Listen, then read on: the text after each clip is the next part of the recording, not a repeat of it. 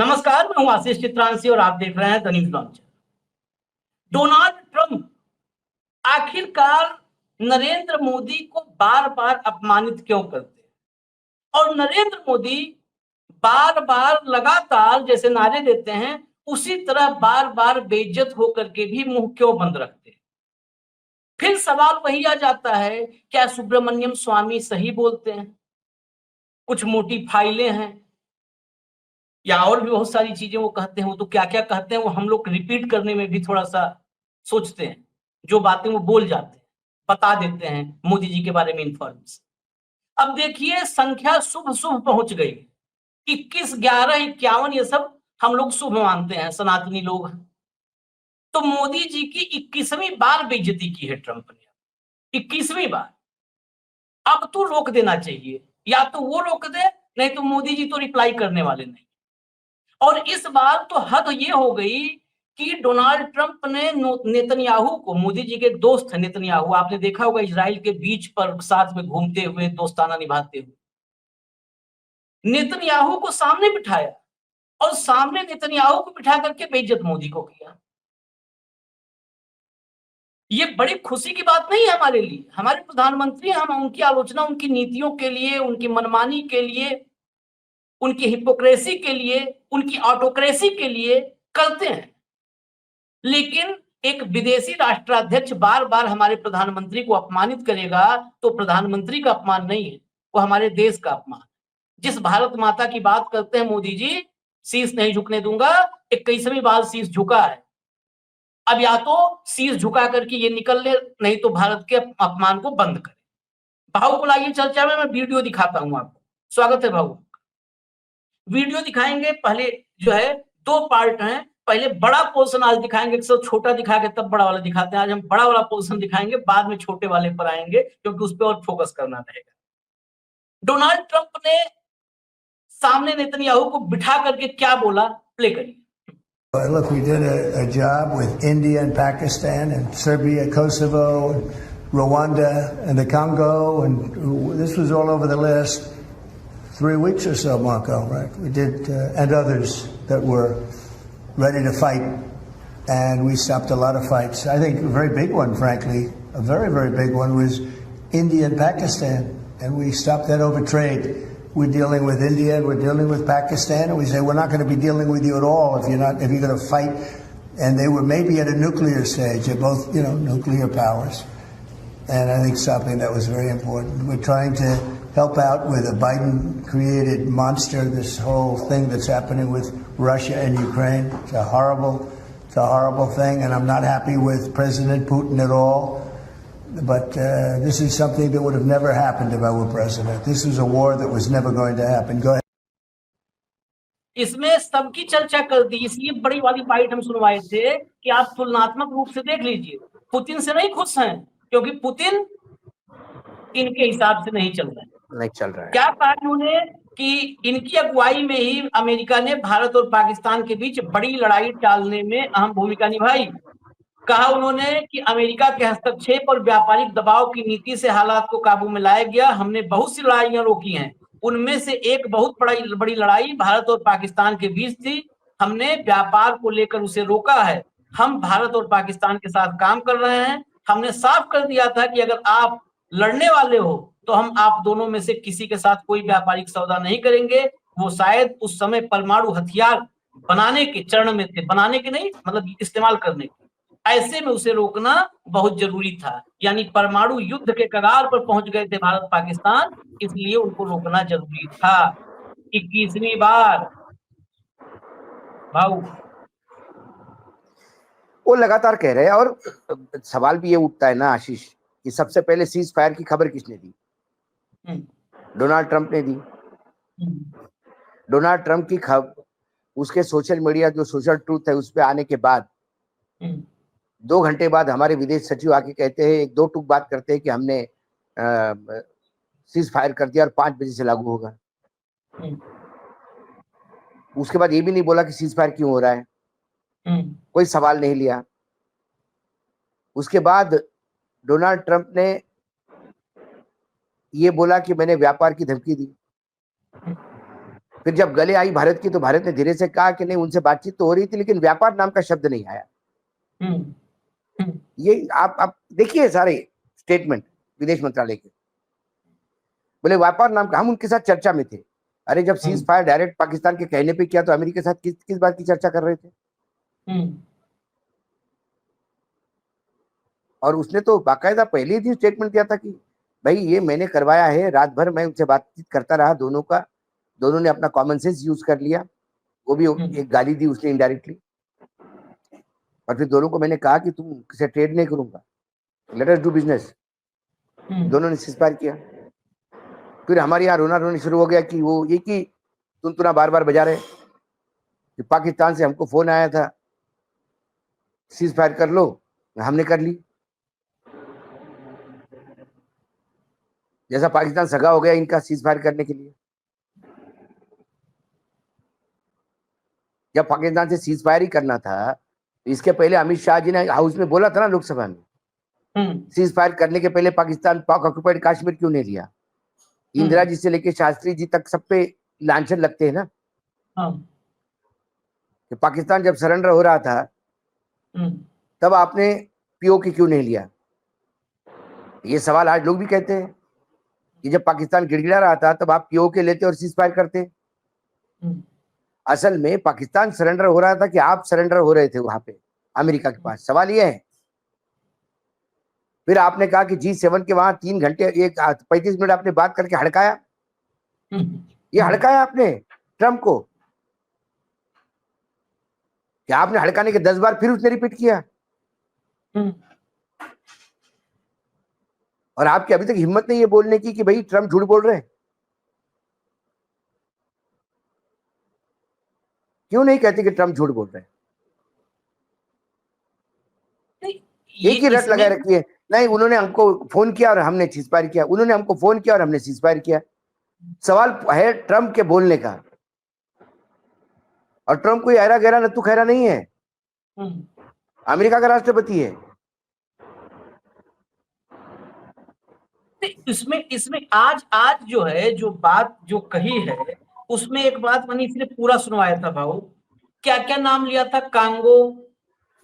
Congo Africa की छोटी छोटी कंट्री, सूडान, कांगो, ये सब का नाम। सूडान और कांगो और ऐसे देशों से भारत की तुलना, अभी भी बहुत सारे लोग, बहुत सारे दर्शक या जो भी सोशल मीडिया पे एक्टिव लोग हैं, तमाम अपोजिशन के लोग लिख रहे हैं बेइज्जत किया, लेकिन बेइज्जत करने की इंटेंसिटी को नहीं समझ पा रहा कोई। नहीं बेइज्जत किए उन्होंने। आप कांगो को रुकवा दिए, ठीक है, कांगो कौन सा देश है कि इस दुनिया में भारत से 90% लोग नहीं तो आशीष मुझे बताओ ना, देश बड़ा किसको कहते हो तुम? पॉपुलेशन से बड़ा कहते हो कि देश अपनी अस्मिता से बड़ा होता है? अस्मिता से होता है ना बड़ा। तो अस्मिता कहाँ है? जब हम चरणों में सो जाते हैं, वो बोलता है रशिया से ट्रेड मत करो, नहीं करेंगे। वो बोलता है ये मत करो, नहीं करेंगे। वो बोलता है ये मत करो, नहीं करेंगे। बाप है वो हमारा। कौन होता है अमेरिका भारत को डिक्टेट करने वाला? और क्या देश आजाद हो गया 1947 तक, तब क्या अमेरिका के पिछलग्गू थे क्या? तब तो रशिया बहुत स्ट्रांग था, शीत युद्ध चल रहा था। जवाहरलाल नेहरू का जब पहली बार टेलीविजन इंटरव्यू जब बीबीसी ने लिया, पहली बार इंग्लैंड में, तब उनको पूछा गया वेयर आर यू,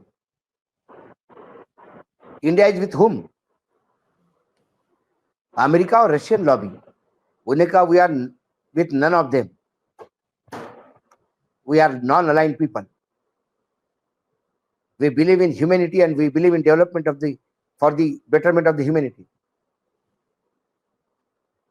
और सन्नाटा छा गया बीबीसी के इसमें।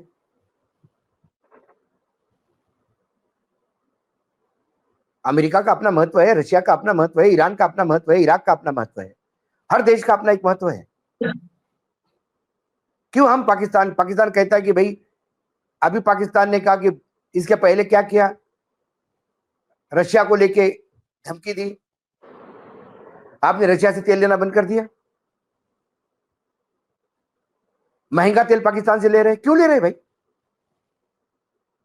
अमेरिका से, अब सॉरी, अमेरिका से क्यों ले रहे? क्या मतलब है? 30 से 40% लॉजिस्टिक का खर्चा ऊपर है।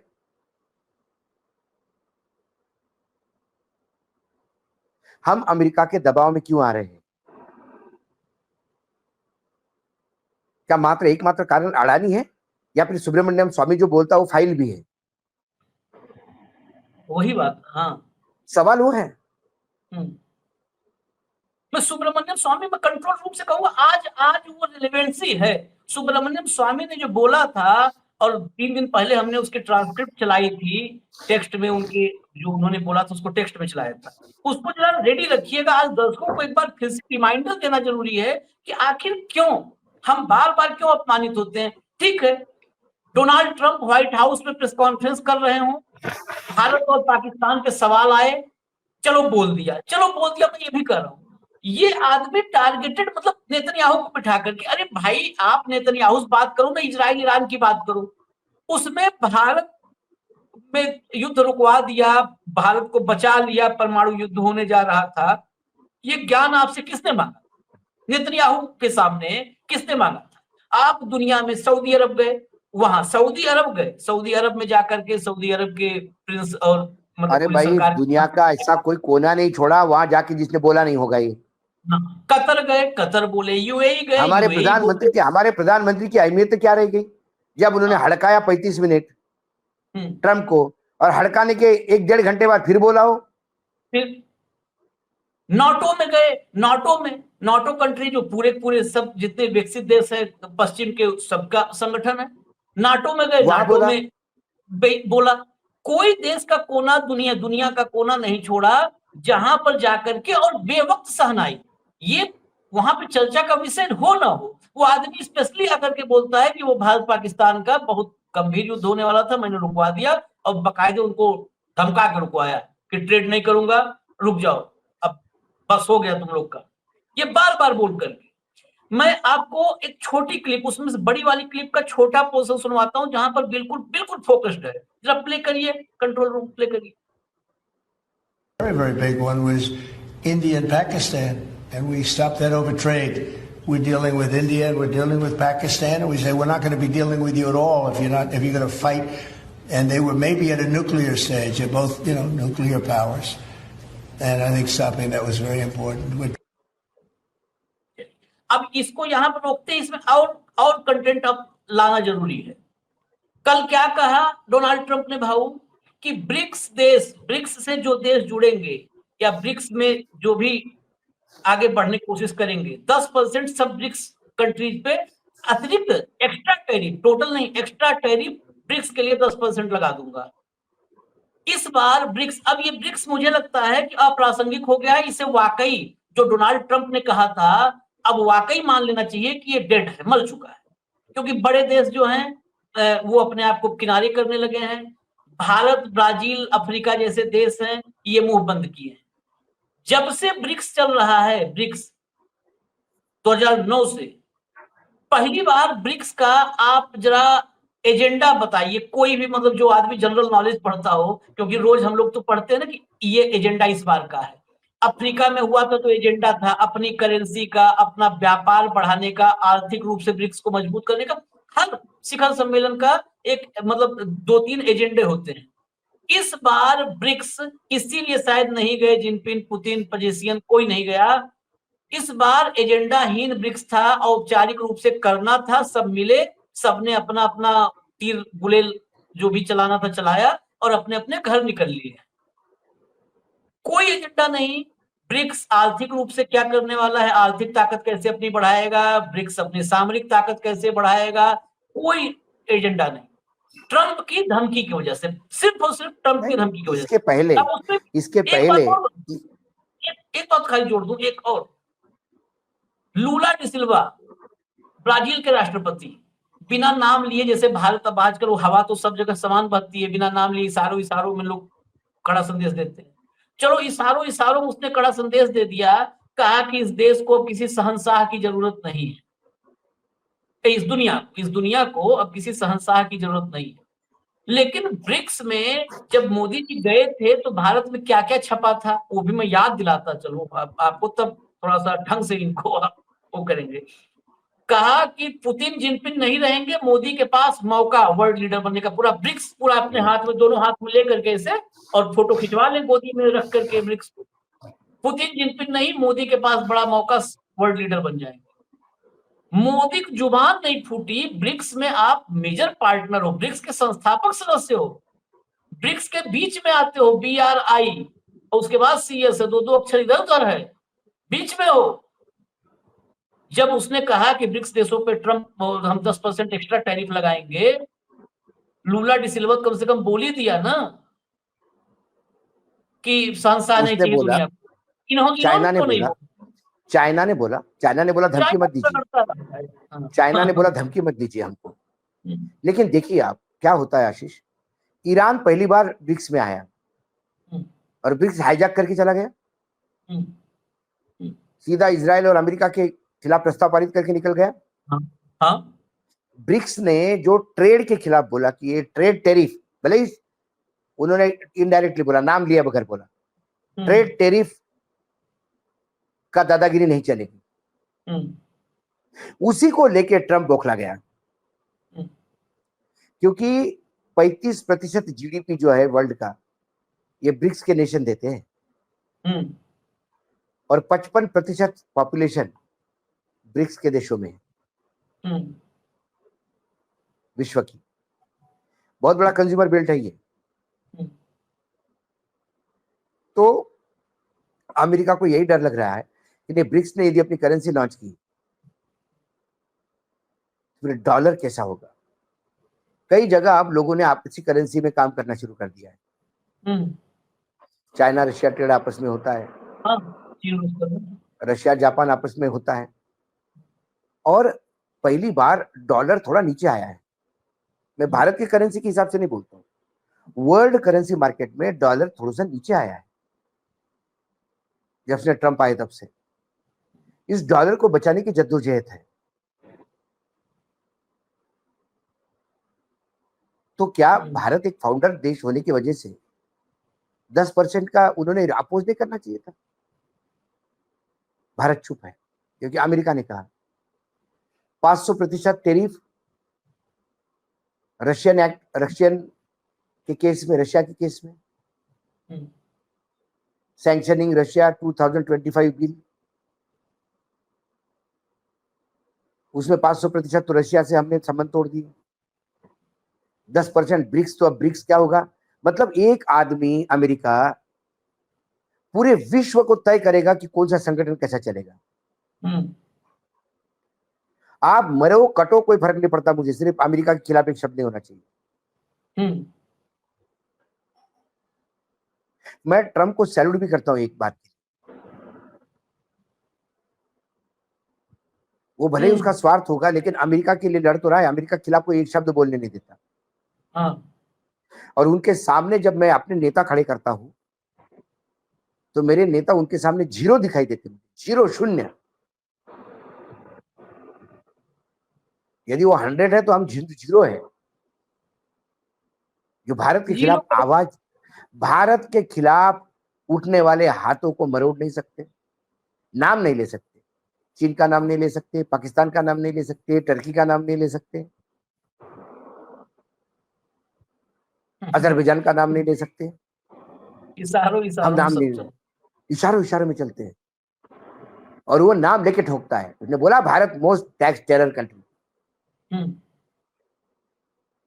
एक अमेरिका आपके यहां उद्योगपतियों को निवेश करने से रोकता है, आप उसको मित्र कहते हो यार?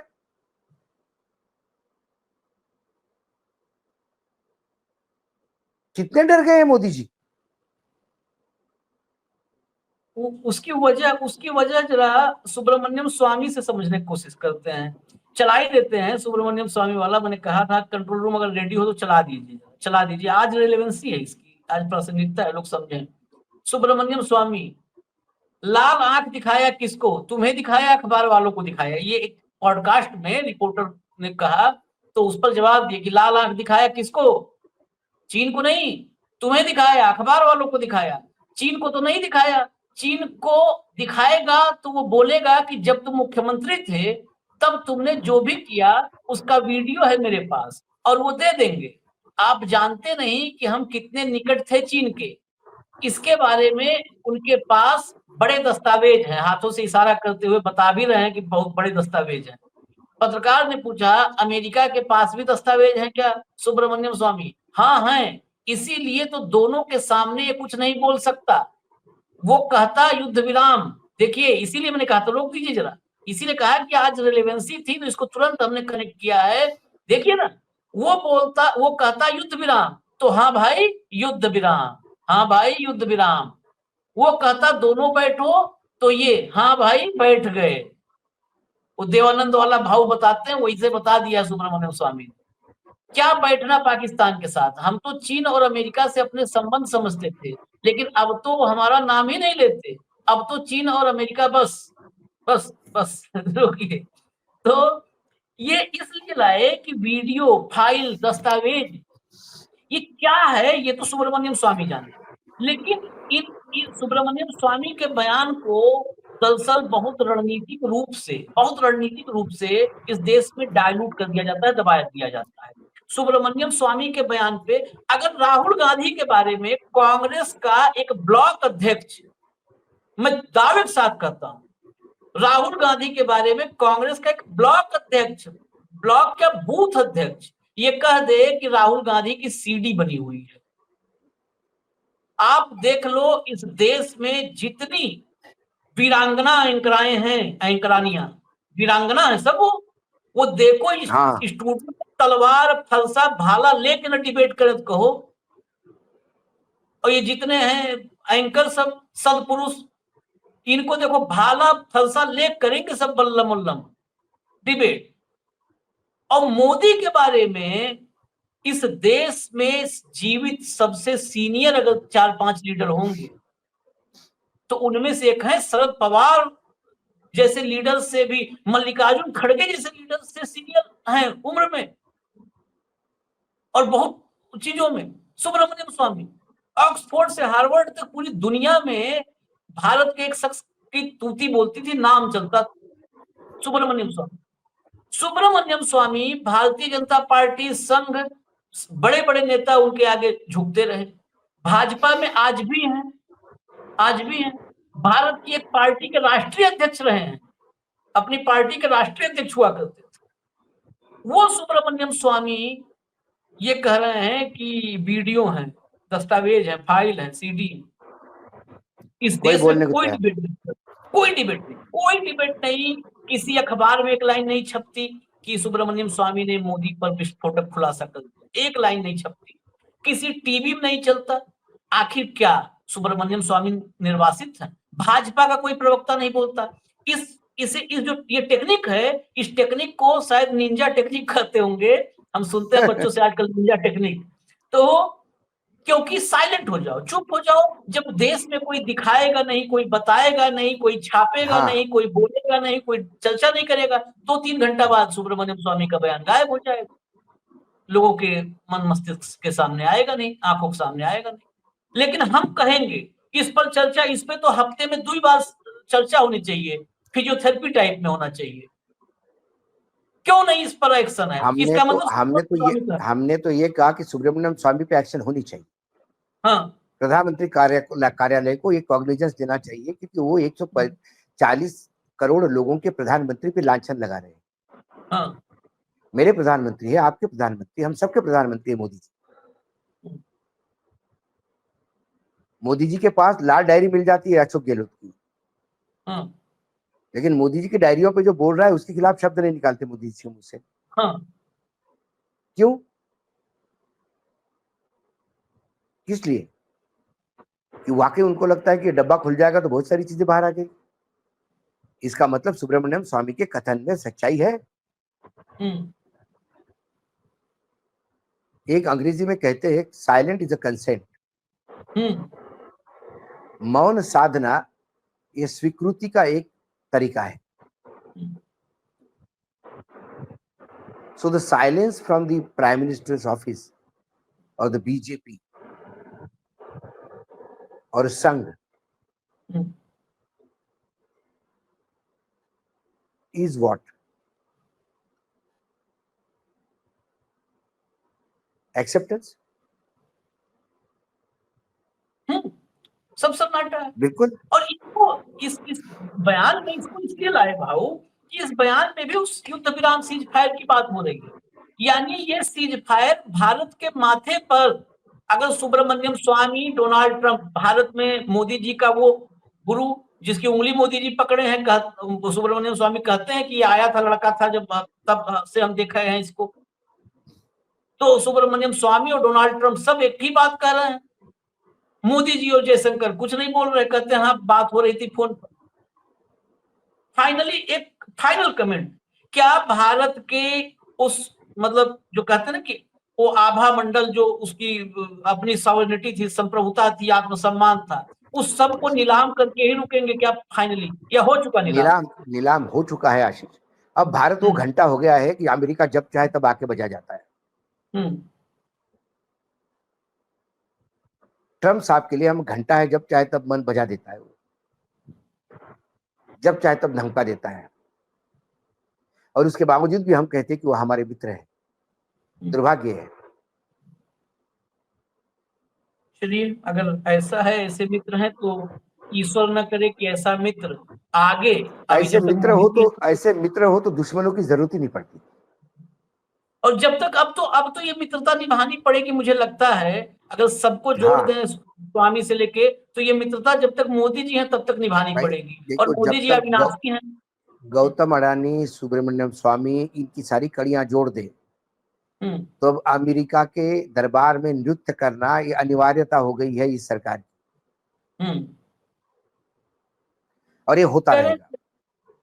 और हमें अब और बेइज्जत होने का अभ्यास करना होगा और अपने आप को तैयार करना होगा कि हम और भी ज्यादा इससे बड़ी बेइज्जती हमको झेलनी। ठीक है, लेकिन देश की जनता अगर ये समझने लगे, जो देश की जनता मंत्रमुग्ध है कि ब्राजील में गए तो ब्रासीलिया में मोदी मोदी हुआ, मोदी मोदी हुआ, उनसे निवेदन है कि वो ब्रासीलिया में जो 12 लोग आते हैं मोदी मोदी करने, वो 143 करोड़ लोगों के दुख दर्द से उनका कोई लेना देना नहीं है। वो सब के सब बाहर बैठे वो प्रवासी हैं, जिनका धन की संपदा की कोई कमी नहीं है, लग्जरी कोई कमी नहीं है।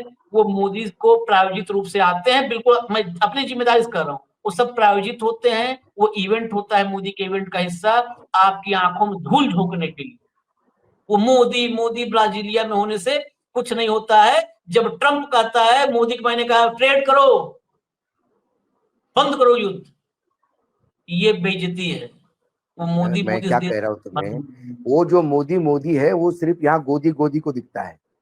हाँ, और अगर उसके भीतर जो ट्रंप मोदी मोदी कर रहा है वो इनको सुनाई नहीं देता। नहीं, मैं आखिर में फिर 30 सेकंड लूंगा। जब बात आई, अगर भीतर जाकर पड़ताल करेंगे, ऐसे ऐसे क्लिप्स हैं हम लोग के पास।